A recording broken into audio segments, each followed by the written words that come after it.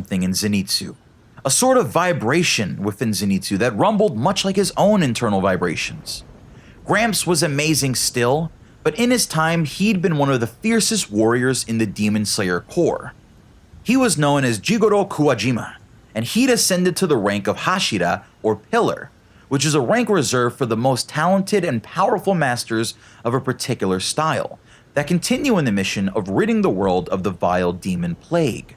The thunder called to him, and he used its power to act as lightning on its behalf to swiftly cut down his enemies. Eventually, he'd seek out a student, a boy named Kaigaku. The boy had dark hair and sharp eyes, but his talent was without question. He excelled in his master's teachings, but one could say that those gifted with talent are also the ones not often gifted with patience. Gramps came along Zenitsu, and Zenitsu was now a member of this family of 3, made up of 1 master and 2 students. Even though the boy Zenitsu was his cherished student who he saw more like his child than just a pupil, one had to assume that he had to view Kaigaku as his true successor, even though in his heart, the master felt as if both could succeed him. Zenitsu had only managed to learn the first of the 6 Breath of Thunder techniques, while Kaigaku had learned them all. It only made sense that Kaigaku would be the student to move forward and become the next Thunder Pillar with that level of skill at his young age. But there was something in Zenitsu that made him special, a sort of coolness and calmness that he can tap into. When did it start? I don't think we get an answer to this in the story, but I'd like to think that it begins after Zenitsu is hit by a massive bolt of lightning as he stood in the tree on Gramps' property that changed his hair from black to blonde. Maybe this was a sign. Maybe this was a gift. Maybe this was a coincidence. But we've certainly seen Zenitsu embody the ways of lightning ever since. When he's awake, he's weak and timid like a cloud, but he's also quick to scream and yell, making him more like a thundercloud.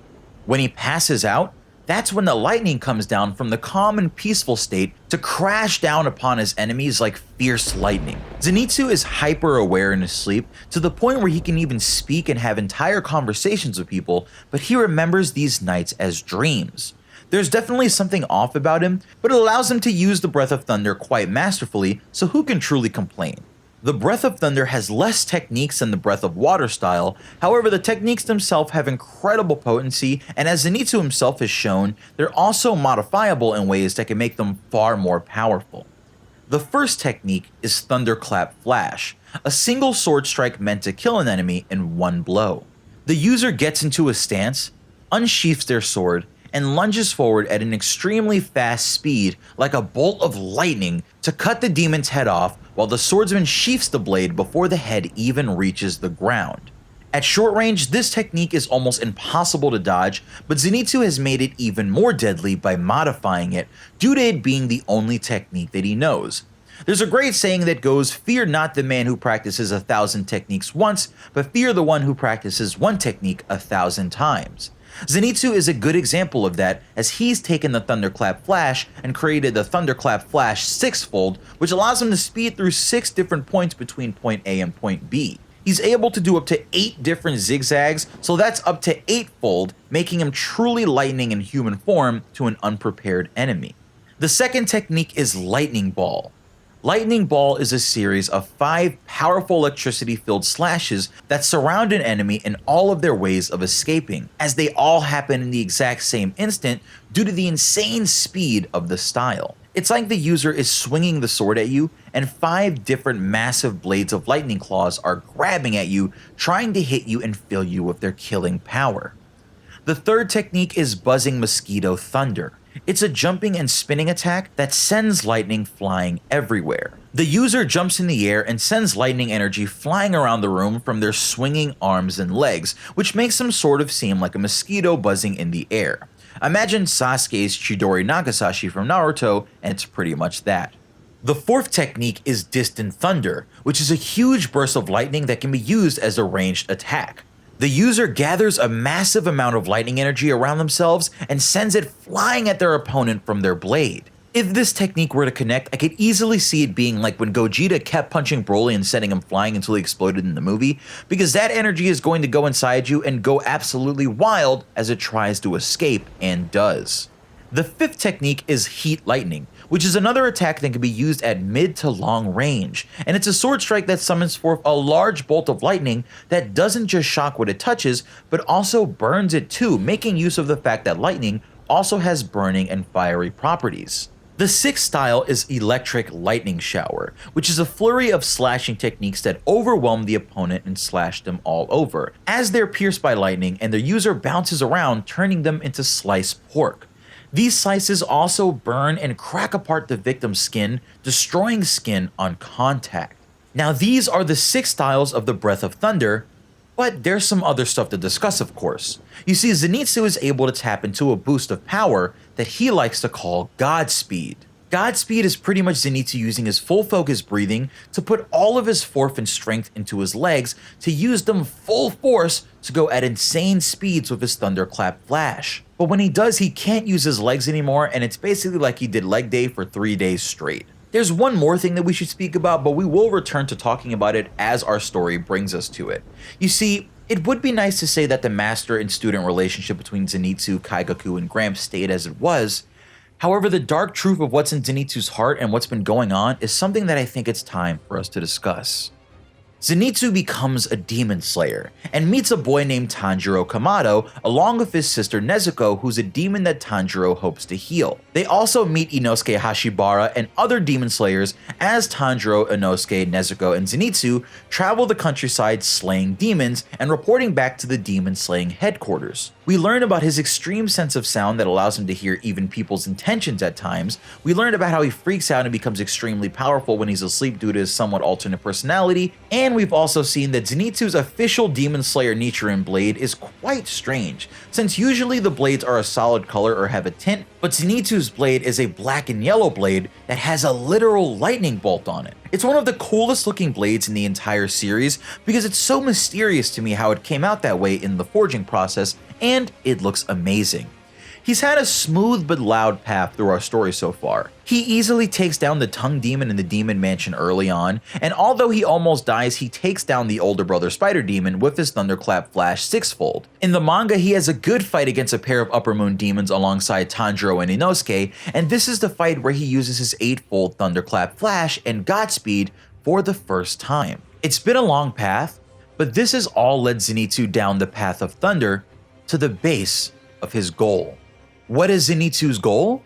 It's been very vague in the anime so far because we still don't know why exactly he became a demon hunter. I mean, he could have just stayed at his sensei's place and trained under him and helped train other students or done something else, right? Well, unfortunately, things didn't go that way. You see, Kaigaku leaves his master's training to go off on his own, seeing the relationship between Gramps and Zenitsu as a waste and being frustrated that the master won't name him his true successor. This is really because of Kaigaku's upbringing in his early life. He had a really hard time growing up, always fighting for himself and struggling to feed himself. To him, being strong was more important than anything else because strength was what he needed to secure the life that he wanted. People who saw his strength and praised him were worthy of his time and worthy of his loyalty, but those who didn't see how great he was?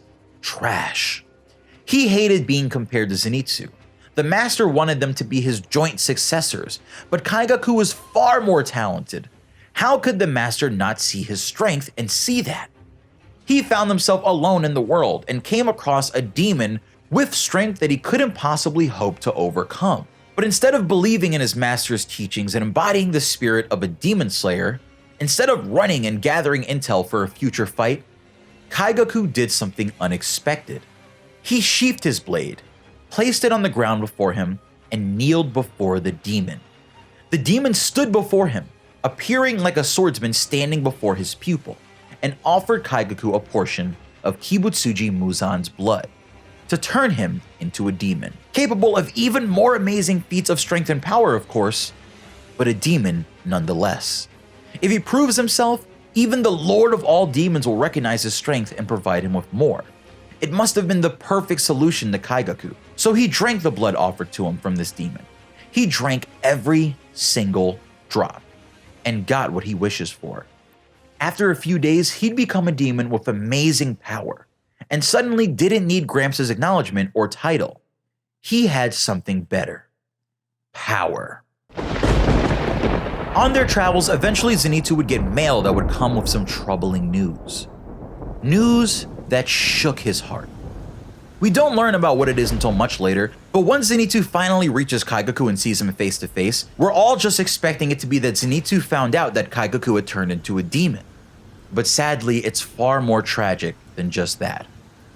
It's revealed that Gramps actually killed himself as a result of finding out about Kaigaku becoming a demon.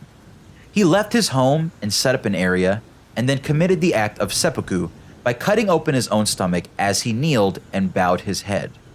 What makes this so much more tragic is that both of his students were gone.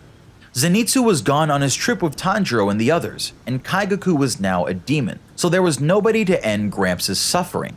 Zenitsu screams at Kaigaku that somebody has to cut your head off to keep you from suffering before you die in the usual seppuku ritual, but Gramps suffered alone. He didn't even cut his own throat to make his death quicker. He suffered on purpose in an attempt to atone for the fact that the path of the Breath of Thunder had produced a demon, let alone a demon powerful enough to join the ranks of the upper demon moons. This battle is personal for Zenitsu. These tragic events are what have pushed Zenitsu to make a decision in his heart that he wants to take the place of Gramps as the next Hashira, or Pillar of the Breath of Thunder. Zenitsu wants to become a super powerful warrior for the Demon Slayers to live up to Gramps' teaching and show him that even though he had two awful students, in Zenitsu's own words, something good is still going to come of it. A future will still be forged. And the first step in doing that is putting Kaigaku to rest. Because of how personal this is, it isn't about falling asleep and fighting for Zenitsu here. He takes on Kaigaku completely awake and furious. But even though he's powerful and actually faster than Kaigaku at times, Kaigaku's massive power boost thanks to his demon cells and his mastery of the Thunder style really gave Zenitsu a hard time.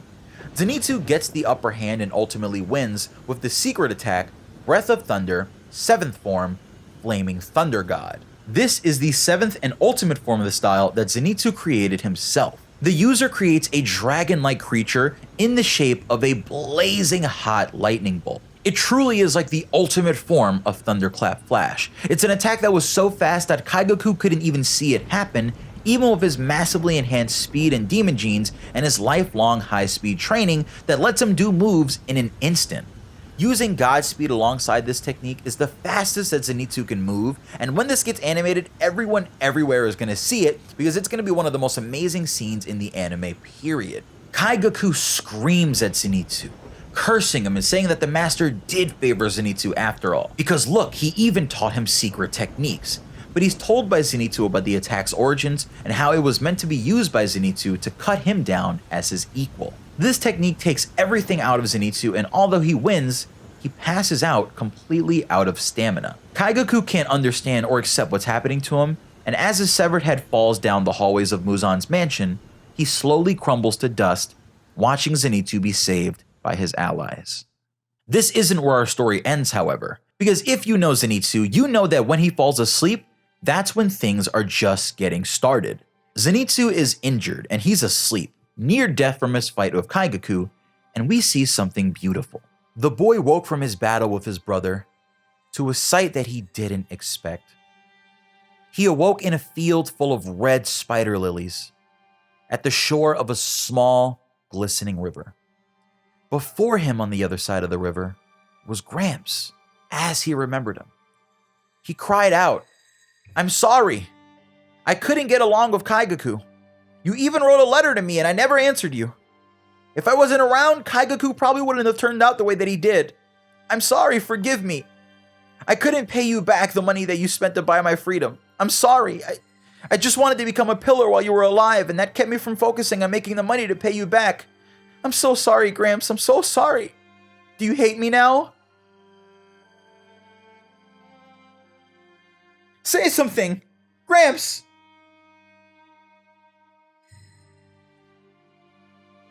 The boy couldn't stand the silence. The boy couldn't stand seeing Gramps across the water standing there. He walked towards and tried to cross the river, but the spider lilies were too thick and began to tangle themselves around his legs, keeping him from going any further.